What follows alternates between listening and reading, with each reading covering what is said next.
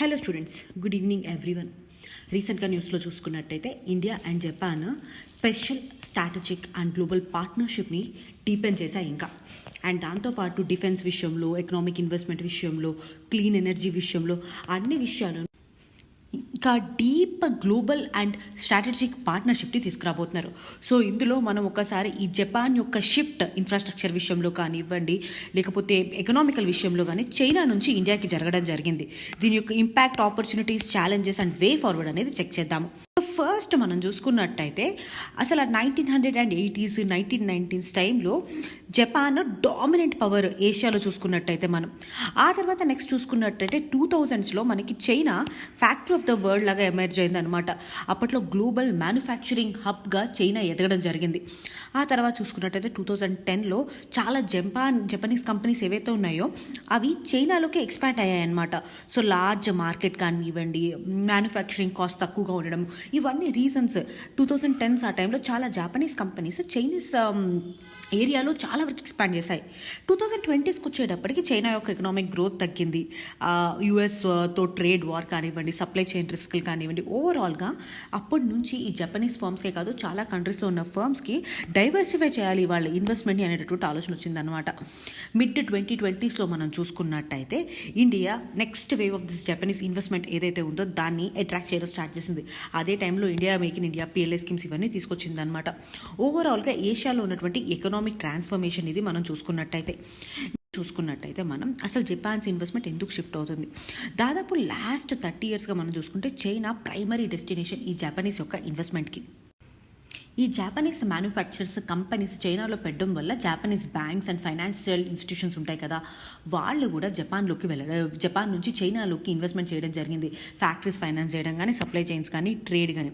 So దీనివల్ల ఏమైంది అంటే ఇప్పుడు ఈ ఫర్దర్గా వచ్చినటువంటి ఈ షిఫ్ట్ వల్ల, అంటే చైనా నుంచి ఈ ఇన్వెస్ట్మెంట్ షిఫ్ట్ అనేది ఇండియాకి రాబోతుందన్నమాట. ఈ షిఫ్ట్ వల్ల ఈ జాపనీస్ బ్యాంక్స్ కానీ, ఫైనాన్షియల్ ఇన్స్టిట్యూట్స్ కానీ ఫర్దర్గా వాళ్ళకి ఇండియా ఒక ప్రయారిటీ గ్రోత్ మార్కెట్గా ఉంది. సో అసలు ఫస్ట్ ఆఫ్ ఆల్ ఎందుకు చైనా అసలు ఫేవరెట్ డెస్టినేషన్ అయింది జపాన్కి అనేది అనమాట. డ్యూరింగ్ 1990s నుంచి 2010 వరకు చూసుకున్నట్టయితే ఫస్ట్ రీజన్ చైనాలో ఉన్నది ఏంటంటే చీప్ లేబర్. చైనాలో వేజెస్ చాలా తక్కువగా ఉంటాయి అన్నమాట, లేబర్కి ఇచ్చేటటువంటి వేజెస్. సో దీనివల్ల ఏమవుతుంది, ఏదైనా ఒక వస్తువు మ్యానుఫ్యాక్చర్ చేయాలంటే దాని యొక్క కాస్ట్ తగ్గుతుంది కదా. సో దాంతోపాటు కాంపిటేటివ్నెస్ కూడా పెరుగుతుంది. రెండోది మ్యాసివ్ వర్క్ ఫోర్స్. అక్కడ చూసుకున్నట్టయితే hundreds of millions of worker abundant labour ఉంటుందన్నమాట. సో లార్జ్ స్కేల్ ఇండస్ట్రీ ఏదైనా వర్క్ చేయాలన్నా సరే మ్యాసివ్ వర్క్ ఫోర్స్ ఉండడం చాలా అవసరం. నెక్స్ట్ వచ్చేటప్పటికి స్ట్రాంగ్ మ్యానుఫ్యాక్చరింగ్ ఈకోసిస్టమ్. చైనా చాలా వరకు ఇండస్ట్రియల్ కారిడార్స్, స్పెషల్గా ఎలక్ట్రానిక్స్ కానీ, ఆటోమొబైల్స్ కానీ, మెషినరీస్ కానీ, కెమికల్స్ కానీ, సో అలా డిఫరెంట్ ఈ ఇండస్ట్రియల్ కారిడార్స్ని తీసుకొచ్చింది, ఎస్సీజెట్స్ని తీసుకొచ్చింది. సో దీనివల్ల ప్రొడక్షన్ ఎఫిషియెంట్ అయింది. అండ్ ఎక్స్పోర్ట్ కూడా వరల్డ్ క్లాస్ ఇన్ఫ్రాస్ట్రక్చర్ ప్రొవైడ్ చేసింది అనమాట. పోర్ట్స్, హైవేస్, రైల్వేస్, లాజిస్టిక్స్ ఓవరాల్గా చైనాలో కరెక్ట్గా ఉండడం వల్ల చాలా వరకు జాపనీస్ ఇన్వెస్ట్మెంట్ చైనా వైపుకి వెళ్ళింది. ఇంకోటి చూసుకున్నట్టయితే డొమెస్టిక్ మార్కెట్ కూడా హ్యూజ్ డిమాండ్. ఆ టైంలో చైనాలో ఇన్కమ్స్ రైజ్ అవ్వడము, చాలా ఎక్కువ పాపులేషన్ ఉండడం, ఓవరాల్గా డిమాండ్ అంటే ఒక కన్స్యూమర్ మార్కెట్ని క్రియేట్ చేశాయి. సో దట్ ఆ కంపెనీస్ ఏవైతే ప్రొడ్యూస్ చేస్తున్నాయో అవి ఎక్స్పోర్ట్ చేసుకునేవి, అండ్ దాంతోపాటు ఆ డొమెస్టిక్లో ఉన్నటువంటి కన్స్యూమర్స్ కూడా అవి అమ్మేటటువంటి అవకాశం ఉండేది. అండ్ గవర్నమెంట్ కూడా స్పెషల్ ఎకనామిక్ జోన్స్ వీటి వల్ల బిజినెస్ ఫ్రెండ్లీ పాలసీస్ తీసుకొచ్చింది అనమాట. ఇవన్నీ మేజర్ రీజన్స్ అసలు ఎందుకు చైనాలో ఆ టైంలో ఇన్వెస్ట్మెంట్ ఎక్కువ జరిగింది అని చెప్పడానికి. సో దీనివల్ల ఏమైంది, చాలా జపనీస్ కంపెనీస్ దాని యొక్క మ్యానుఫ్యాక్చరింగ్ బేస్ చైనాకి షిఫ్ట్ చేశాయి. సో దాంతోపాటు ఎప్పుడైతే ఈ మ్యానుఫ్యాక్చరింగ్ యూనిట్స్ని వాటిని చైనాలో పెట్టాయో అదే టైంలో జాపనీస్ బ్యాంక్స్ కూడా ఈ మ్యానుఫ్యాక్చరింగ్ ప్లాంట్స్కి, సప్లై చైన్స్కి, ఎక్స్పోర్ట్కి వీటన్నిటి కోసం ఫినాన్సెస్ ఇవ్వడము. సో దానివల్ల చైనా అండ్ జపాన్ రెండు ఒకేసారి గ్రోత్ రావడం జరిగిందనమాట. సో నెక్స్ట్ చూసుకున్నట్టయితే ఇప్పుడు ఎందుకు ఇది వర్కౌట్ అవ్వట్లేదు, ఒకప్పుడు అంత బాగా వర్కౌట్ అయిన చైనా అండ్ జపాన్ ఇన్వెస్ట్మెంట్స్ ఇప్పుడు ఎందుకు అవ్వట్లేదు అంటే ఫస్ట్ రీజన్ చైనా యొక్క ఎకనామిక్ స్లోడౌన్. మనం చూసుకున్నట్టయితే ప్రస్తుతానికి అయినా సరే వరల్డ్ సెకండ్ లార్జెస్ట్ ఎకనామీగా ఉంది. అంటే గ్రోత్ అనేది ప్రీవియస్గా చూసుకున్నట్టయితే అంత ఎక్కువగా లేదనమాట. రియల్ ఎస్టేట్ సెక్టర్ తగ్గిపోయింది, అండ్ లోకల్ గవర్నమెంట్ బాగా డెప్ట్లో ఉంది. డెమోగ్రఫీ కూడా డిక్లైన్ అయిందంటే, అంటే ఏజింగ్ పాపులేషన్ పెరిగిపోతున్నారు చైనాలో. దాంతోపాటు కన్స్యూమర్ స్పెండింగ్ కూడా తగ్గింది. సో ఇది మేజర్ రీజన్. ఒకటి చైనా యొక్క ఎకనామిక్ స్లోడౌన్, రెండవది చైనాలో పెరుగుతున్నటువంటి లేబర్ కాస్ట్. అసలు మేజర్ రీజన్ ఏంటి అంటే ప్రీవియస్గా అసలు జపానీస్ ఇన్వెస్ట్మెంట్ చైనాకి వెళ్ళిందే లేబర్ కాస్ట్లు తక్కువ ఉంటాయని చెప్పేసి. ఇప్పుడు వేజెస్ పెరిగిపోయినాయి చైనాలో, అండ్ ఆపరేటింగ్ కాస్ట్ అంటే ల్యాండ్కి, ఎనర్జీకి, ఎన్వైర్మెంటల్ కంప్లైంట్స్, లాజిస్టిక్స్, ఈ ఆపరేషనల్ కాస్ట్లు పెరిగిపోయాయి. అండ్ ప్రీవియస్గా ఉన్నటువంటి కాస్ట్ అడ్వాంటేజ్ ఏంటది, లేబర్ కాస్ట్లు తక్కువగా ఉండడము అండ్ ఈ ఫ్రెండ్లీ పాలసీస్ ఉండడం, ఇవన్నీ ఆ పర్టికులర్ కాస్ట్ అడ్వాంటేజ్ ఉన్నటువంటి పాలసీస్ లేవన్నమాట. సో దానివల్ల ఈ జాపనీస్ కంట్రీస్ ఆల్టర్నేటివ్స్ సెట్ చేస్తారు. Not only India, Vietnam, Indonesia, Thailand, Bangladesh ఇలాంటి ఆల్టర్నేటివ్స్ని సెట్ చేస్తున్నారు. ఎక్కడైతే లేబర్ మార్కెట్ ఎక్కువగా ఉంటుంది, లేబర్ వేజెస్ తక్కువగా ఉంటాయి అనేది చూసేసి. నెక్స్ట్ ఇంకోటి చూసుకున్నట్టయితే geopolitical risk, which is one of the major driver Japanese investment షిఫ్ట్కి. ఫస్ట్ వచ్చేటప్పటికి జియో పొలిటికల్ రిస్క్ చూసుకున్నైతే first US China strategic rivalry, మనకి ట్రేడ్ వార్స్ రావడం కానివ్వండి. సో దానివల్ల there is a lot of companies destruction. Next there is also Taiwan strait risk. ఏదైనా సరే Taiwan straight దగ్గర కాన్ఫ్లిక్ట్ అయినా సరే, బ్లాకేడ్ అయినా సరే, ఏషియన్ షిప్పింగ్ రూట్స్ అన్నిటి మీద ఇంపాక్ట్ పడుతుందన్నమాట. నెక్స్ట్ చూసుకున్నట్టయితే export controls, specifically semiconductors విషయంలో, సెమీ కండక్టర్ చిప్స్ విషయంలో China is placing lot of export controls. Next వచ్చేటప్పటికి economic sanctions, US and Chinese policies మధ్య ఈ శాంక్షన్స్ వల్ల చాలా కంపెనీస్ లాసెస్కి వచ్చాయి. దాంతోపాటు సప్లై చైన్ సెక్యూరిటీ, కోవిడ్-19, జియో పొలిటికల్ టెన్షన్స్, ఓవరాల్గా ఒక కంట్రీ మీద డిపెండెంట్ అవ్వడం కరెక్ట్ కాదు అని చెప్పేసి ఆ ఆలోచనతో they came up with China+1 strategy. So ఇప్పుడు మనం what is this China+1 strategy అనేది, China+1 స్ట్రాటజీ చూసుకున్నట్టయితే, సో ఇందులో ఫస్ట్ ఆఫ్ ఆల్ వాళ్ళు చైనాలో ఆపరేటింగ్ కంటిన్యూ చేస్తారు. అట్లానే సేమ్ టైం ఈ manufacturing and investments at least one additional country, China కాకుండా ఇండియా కానీ, వియత్నాం కానీ, Indonesia, Thailand, Malaysia, Mexico, so చైనాలో ఆపరేషన్స్ కంటిన్యూ చేసుకుంటూ వేరే కంట్రీలో కూడా ఒక రెసిలియంట్ సప్లై చైన్స్ ఉండాలి అని చెప్పి ఒక బేస్ని డెవలప్ చేసుకుంటారనమాట. సో దీనివల్ల ఏంటంటే చైనా మీద ఉన్నటువంటి సింగిల్ కంట్రీ మీద డిపెండ్ అయినటువంటి సప్లై చైన్ రిస్క్లు తగ్గుతాయి. ఈ జియో పొలిటికల్ ఇష్యూస్ ఎప్పుడైనా చైనా కానీ ఏదైనా కంట్రీ కానీ కాటప్ అయినప్పుడు వాళ్ళకి ఎక్స్పోజర్ తగ్గుతుంది, ఆ రిస్క్ యొక్క వల్నరబిలిటీ అండ్ ఎక్స్పోజర్ అనేది తగ్గుతుంది. అండ్ దానితో పాటు ఈ ప్రొడక్షన్ కాస్ట్ ఏవైతే చైనాలో పెరుగుతున్నాయో వాటిని మేనేజ్ చేసుకోవచ్చు అండ్ బిజినెస్ కంటిన్యూటీ ఓవరాల్గా ఉంటుందని చెప్పేసి. సో China+1లో పాపులర్ డెస్టినేషన్స్ ఏంటి, ఇండియా, వియత్నాం, ఇండోనేషియా, తర్వాత థాయిలాండ్, మలేషియా, మెక్సికో, ఇవన్నీ ఆల్టర్నేటివ్స్గా ఉన్నాయి. ఎందుకంటే లోవర్ లేబర్ కాస్ట్ కానివ్వండి, బిజినెస్ ఎన్వైర్మెంట్స్ ఇంప్రూవ్ అవ్వడం కానివ్వండి. సో నెక్స్ట్ చూసుకున్నట్టయితే మనకి ఇండియాకున్న అడ్వాంటేజెస్ దీని గురించి చూసుకుంటే ఫస్ట్ డెమోగ్రఫిక్ డివిడెండ్.